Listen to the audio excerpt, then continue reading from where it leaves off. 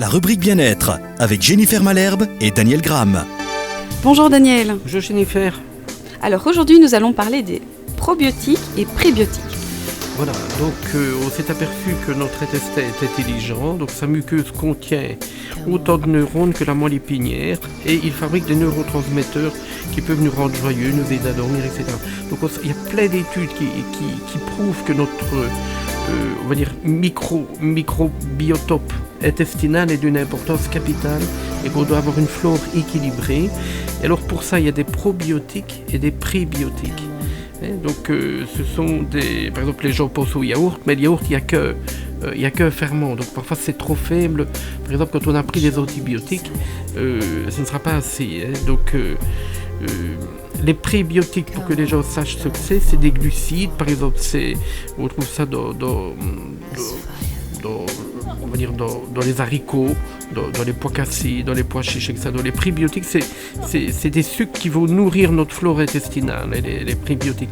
Et les probiotiques, c'est vraiment les ferments, comme on trouvait dans le yaourt ou la choucroute, mais qu'on a synthétisé, qu'on a extrait du lait, qui vont régénérer notre flore, notamment quand on a pris des antibiotiques, quand on a pris des médicaments, quand on a des ballonnements, quand on a des diarrhées, des constipations.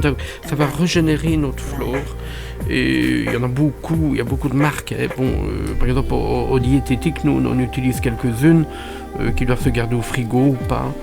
Et on conseille les gens d'après ce qu'ils ont, d'après leurs problèmes, on va dire comme ça. Mais c'est d'une importance capitale, les probiotiques et les prébiotiques pour notre santé.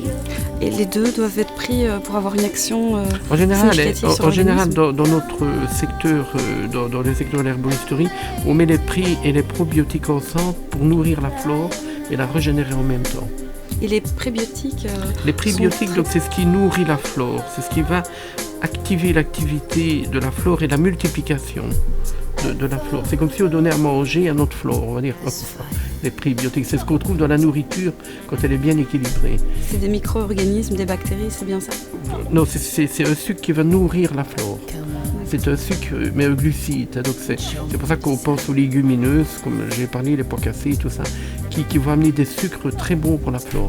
Et lesquels sont les plus importants pour l'organisme, justement? Tout dépend. Quand on a pris des antibiotiques, c'est les probiotiques.